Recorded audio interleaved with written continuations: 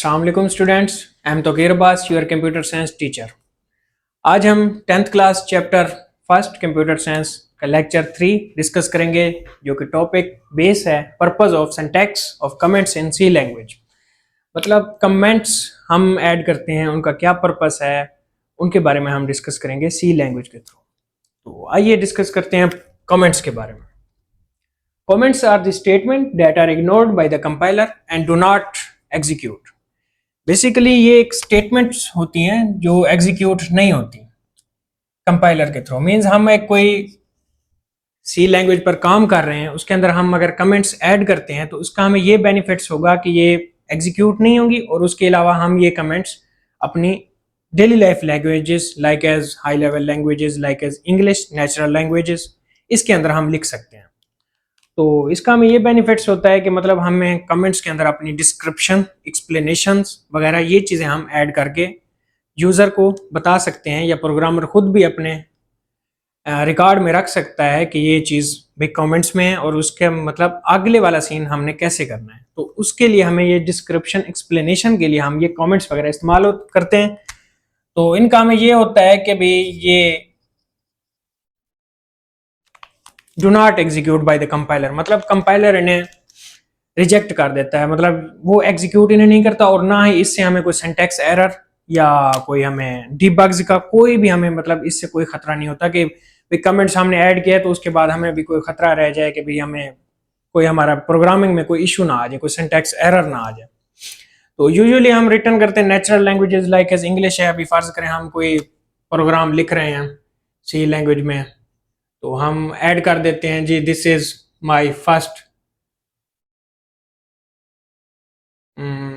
Code.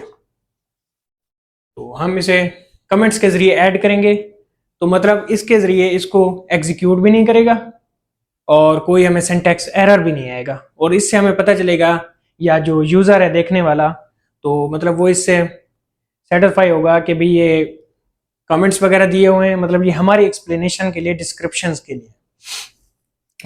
उसके बाद purpose of writing comments, they facilitate our programmers to understand our code. वही बात है जो मैंने अभी की है कि ये हमारे जो अंडरस्टैंड करने वाला आगे वाला बंदा है, कोई प्रोग्रामर है, अगर हम उसको कोई अपना चेक करवा रहे हैं कोड, तो वो उससे एस्टिमेट लगा सकता है कि भाई ये सही है, मतलब ये हमारे डिस्क्रिप्शन, एक्सप्लेनेशन के लिए ही अवेलेबल है, कि मतलब हम इसके जरिए ही अंदाजा लगा सकते हैं कि नेक्स्ट कोड इसने कैसे करना है। उसके अलावा they help us to understand our code even after years of writing it.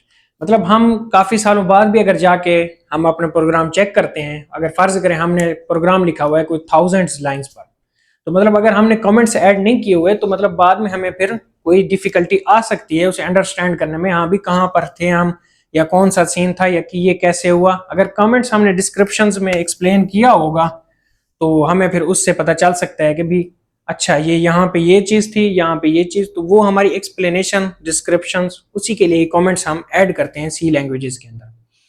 It can be thought of as documentation of the program, means यानी कि डॉक्यूमेंटिकली ये हमारे प्रोग्राम में डॉक्यूमेंटेशन, एक्सप्लेनेशन, वहीं अपना डिस्क्रिप्शंस के लिए ही इस्तेमाल होते हैं।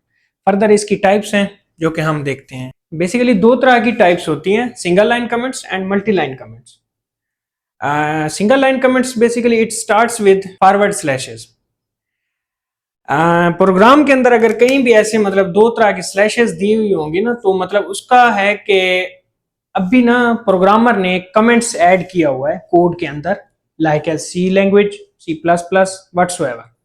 मतलब अभी प्रोग्रामर ने कोई कमेंट्स वगैरह ऐड किया है। बेसिकली जो हमने अभी देखा कि comments are description and explanation and do not execute and by compiler anything after on the same line is considered a comment. इसके बाद हम जो भी चीज लिखेंगे, फर्ज करें भाई कोई भी चीज ऐड करते हैं एक्सप्लेनेशन के लिहाज से या कमेंट्स के लिहाज से, डिस्क्रिप्शंस के लिहाज से, तो वो कंपाइलर उसे एग्जीक्यूट भी नहीं करेगा, और ये एक तरह से सिंगल लाइन कमेंट्स की टाइप है। बेसिकली अब हम एग्जांपल के तौर पर एक देख लेते हैं सी टाइप, सी लैंग्वेज का program. Hash include stdio.h void main function header file. उसके बाद यहाँ पे हमने कमेंट्स ऐड किया, body of main function starts with.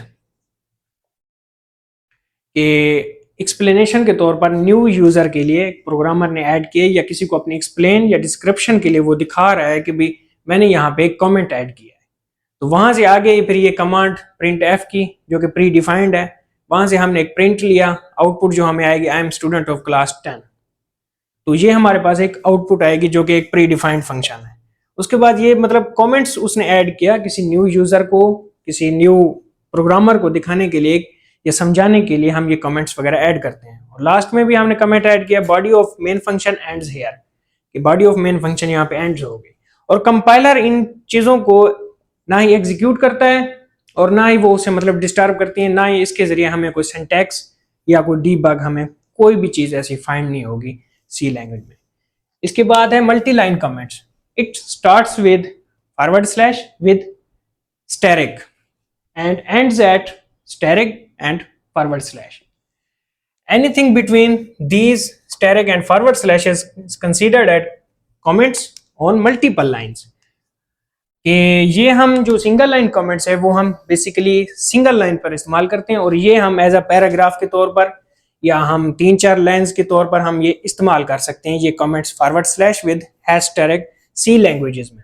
Example के तौर पर हम देखते हैं इंक्लूड stdio.h, यहाँ पे हमने मल्टीपल लाइन कमेंट्स इस्तेमाल किया। This program displays I am student of class 10th on the output screen, जो कि एक लाइक एज एक पैराग्राफ के तौर पर या एक लाइन से ज्यादा कमेंट्स, एक से ज्यादा लाइंस पर मुश्तमिल है, जो कि हम डिस्क्रिप्शन दे रहे हैं या एक्सप्लेनेशन कर रहे हैं, तो मतलब उसके लिए हमने फिर मल्टी लाइन कमेंट्स का इस्तेमाल किया।